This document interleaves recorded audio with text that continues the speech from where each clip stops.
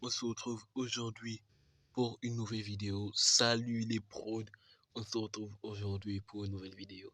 Et pas une vidéo qu'on fait habituellement. On va pas réagir à des vidéos à l'ancienne. On va pas faire des trucs regarder ce qu'il y a sur YouTube. C'est un peu, ça me servirait pas à grand chose. Mais surtout ça les gars. En vrai, la première recrue, je m'attendais qu'elle soit néerlandaise. Mais je m'attendais pas que ça soit lui. Moi, je m'attendais à De Ligt. Même Braithwaite, c'était un peu plus avancé. Mais vraiment, United a fait un coup de maître avec Zirkzee. J'ai vu des fans d'Arsenal, ils ont dit qu'ils auraient aimé avoir Zirkzee. Sur Twitter, sur X plutôt, ils m'ont dit qu'on a de la chance d'avoir Zirkzee. Parce que c'est vraiment un joueur formidable. Déjà, c'est une vidéo analyse pour ceux qui ont compris. On va analyser Zirkzee. On va aussi un peu narrer son parcours hein, pour voir comment il est depuis le début de sa carrière, quelles sont ses statistiques, quelles sont ses qualités, et aussi qu'est-ce qu'il peut apporter dans une équipe comme United, et surtout le comparer avec Højlund, car les deux profils, ils sont pas si différents que ça, mais d'abord, on se voit pour le générique.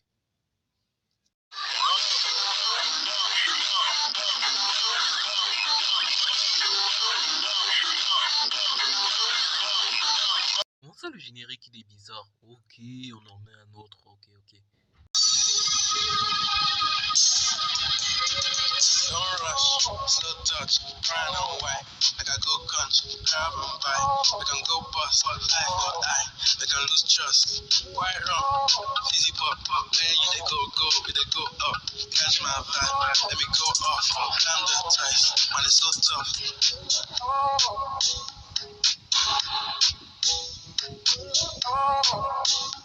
Bref, après le générique passé, ça a été officialisé partout. Et quand on voit le Wikipédia, bon, on va pas descendre, sinon ça va montrer les stats. Le Wikipédia de Zirkzee, c'est déjà Manchester United, donc il a déjà signé au club jusqu'en 2029. Il n'a pas encore de numéro. La signature de contrat, mais souvent la prolongation sous le flocage à la place du numéro. Mais bon, son numéro ne sera pas forcément le numéro 10 ou quoi, parce qu'il est déjà pris par Rashford. Le numéro 11 est pris par Højlund. Donc peut-être qu'il pourra prendre le numéro 9. Il pourra prendre le numéro 9. Donc c'est déjà une initiative. Et vous savez que je suis un grand fan de United et que ce transfert m'emballait pas trop. Hein. Vous avez vu mon mercato idéal de United. J'avais laissé Højlund, mais bon, c'est vrai que United, ils ont toujours eu de grands neufs, deux grands neufs même, comme ça avec Tevez, McClair, ou encore Sheringham, Andy Cole, Sheringham. Donc, Dwight Work aussi. Donc, United a toujours eu deux numéros 9 de classe mondiale ensemble. Ole Gunnar Solskjaer aussi. Donc, ça a toujours été comme ça avec United. Mais bon, c'est vrai que celle-là, c'est vrai que c'est un peu bizarre parce que les deux neufs, ils sont différents, tu vois. Sheringham, c'est un numéro 9 pivot, alors que Andy Cole, c'est un tueur. Dwight York, c'est un numéro 9 de vitesse, alors que Ole Gunnar Solskjaer, c'est un super sub. Donc, eux, ils sont clairement pas si différents. Ils se ressemblent beaucoup. Mais d'abord, on va d'abord un peu voir qui est Joshua Zirkzee déjà. Zirkzee, il est né en 2001. Et bon, il a déjà 23 ans. Il n'est pas si jeune que ça. Il est même un peu plus âgé que Højlund. Donc peut-être que c'est un avantage, je ne sais pas. Il est formé au Bayern Munich. Bon, il est formé aux Pays-Bas, mais après, il part faire sa formation professionnelle au Bayern Munich. Oh, il sera beaucoup moqué sur les réseaux pour ce raté-là que tout le monde a forcément vu. C'est le seul mec, c'est le seul crack qui s'est fait connaître à cause d'un raté. Hein. Tous les cracks qui se sont fait connaître pour tous les trucs. Mbappé s'est fait connaître pour la Coupe du Monde, même s'il a eu la LDC à Monaco. Il n'y a pas eu, mais genre, il a fait une énorme compétition. Messi s'est fait connaître pour son Ankala Messi. Cristiano Ronaldo s'est fait connaître pour sa superbe saison 2008.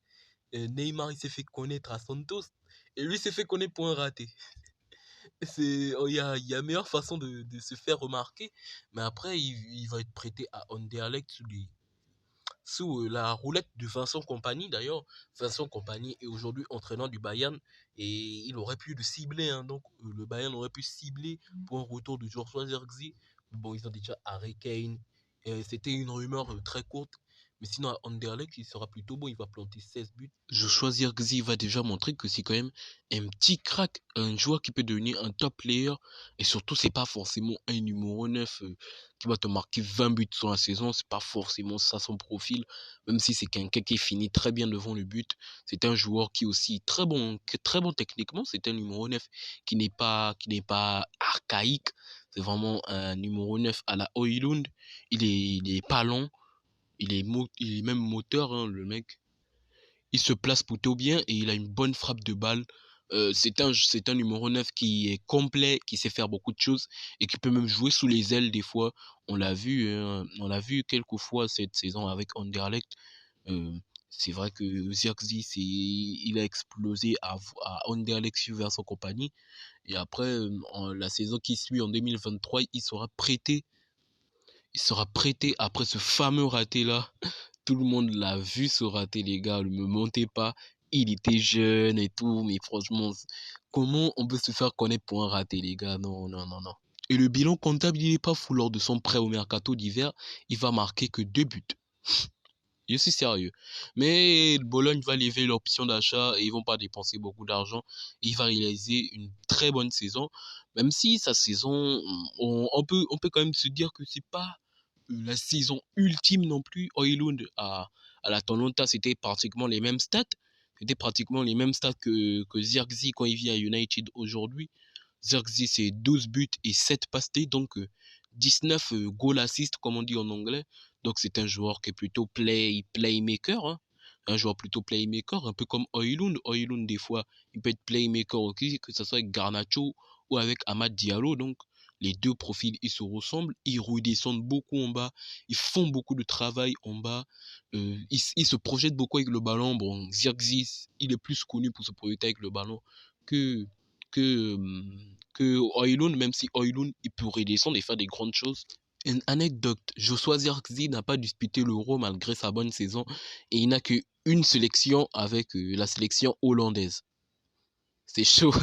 Alors que Højlund est déjà un cap dans sa sélection, c'est peut-être aussi un problème hein, parce que Zirkzee, malgré son âge, il a quand même pas vécu tant de choses que ça. On peut dire que le Bayern l'a beaucoup sécurisé pendant un moment avant qu'il s'envole à Bologne et que ce soit pour compliquer son prêt en mercato d'hiver avant qu'il s'impose vraiment cette saison. Ils finissent quatrième, mais en vrai, pour une première saison dans un dans un top championnat, si on peut dire, c'est plutôt une bonne saison, Zirkzee, parce que Zirkzee, au Bayern, il n'avait pas du tout du temps de jeu, on se moquait de lui, tout. Donc, pour une vraie première saison professionnelle, moi, je trouve que c'est quand même assez bon.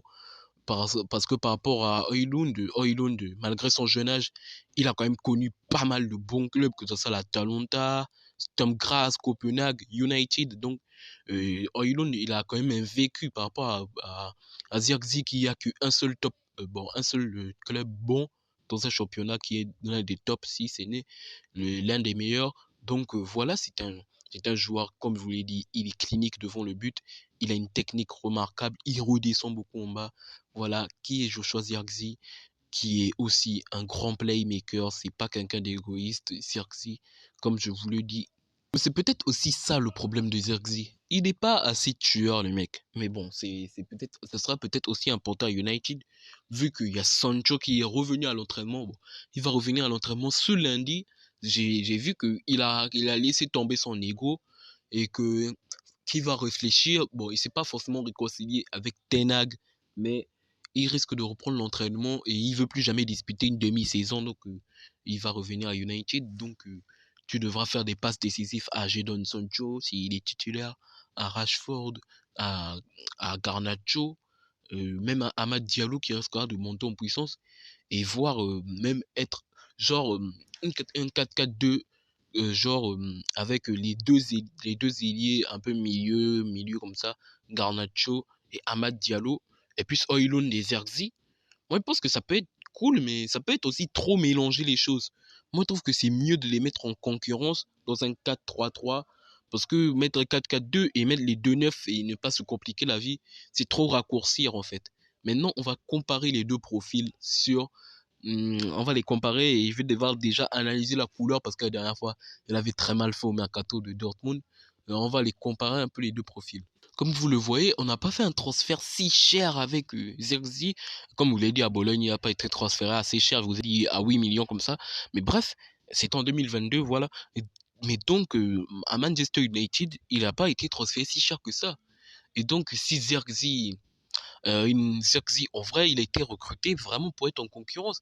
Parce que si Zirkzee avait été recruté en tant que titulaire, mec, United, ils auront fait la United Tax, hein, comme on dit. Ils auront déposé 90 millions, 80 millions à la Martial. Bon, Højlund, c'est parce que l'Atalanta a forcé. Sinon, sa valeur marchande, il était à 35 millions qu'on devait l'acheter. Lui, 40 millions. En vrai, on ne le recrute pas forcément pour ça.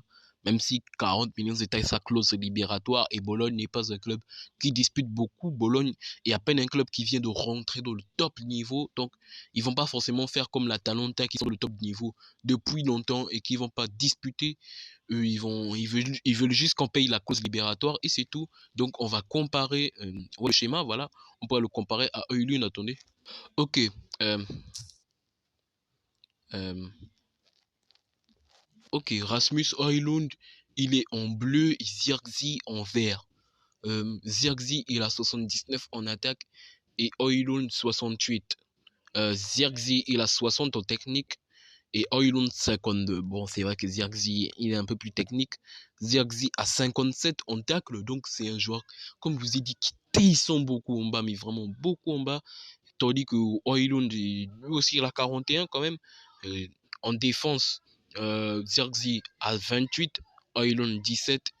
Et en création, Højlund 66, Zirkzee 66 et Højlund 53. Création, c'est vrai que Zirkzee, c'est un joueur polyvalent. Il peut jouer sous les ailes, il peut jouer en faux neuf, il peut jouer en neuf et demi.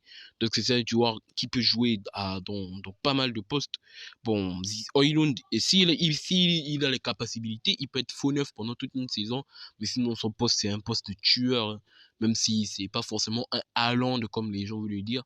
Il est très différent de Haaland, Højlund. Il fait pas que marquer ou être invisible dans les gros matchs. C'est vrai que Højlund, depuis qu'il a United, il a quand même prouvé beaucoup de choses. En Ligue des Champions, c'est quand même lui le meilleur buteur du club. Même si en Ligue, ça a pris du temps. Mais voilà, Højlund, il faut dire qu'il est jeune quand même. Højlund, peut-être qu'on peut le mettre titulaire, genre une partie des matchs de Champions League à une petite partie des matchs de Première Ligue. On peut mettre Zirkzee, mais je ne sais pas comment Ten Hag va faire ça, mais bon, Ten Hag a un néerlandais, c'est forcément pour se faire comprendre qu'il va avoir quelque chose entre les deux parce que il aime beaucoup Højlund. Ten Hag aime beaucoup Højlund comme tous les autres. Et franchement, je ne sais pas ce que vous en pensez. Et on se dit à la prochaine si vous voulez une autre vidéo analyse. Je pense que vous connaissez un peu mieux Joshua Zirkzee. Et si vous voulez, on pourra faire une vidéo comparaison sur toutes leurs qualités. Parce que sur toutes leurs qualités avec des skills. Par exemple, si on met qualité de passe, on pourrait dire que Zirkzee est meilleur, par exemple. Ou qualité de shoot, Højlund est meilleur, par exemple. Vous voyez, on va faire une vidéo Højlund versus Zirkzee, si vous avez bien envie. Et aussi dit à la prochaine pour des vidéos différentes qui arrivent, les gars. Je vous fais des gros bisous. On se dit à plus.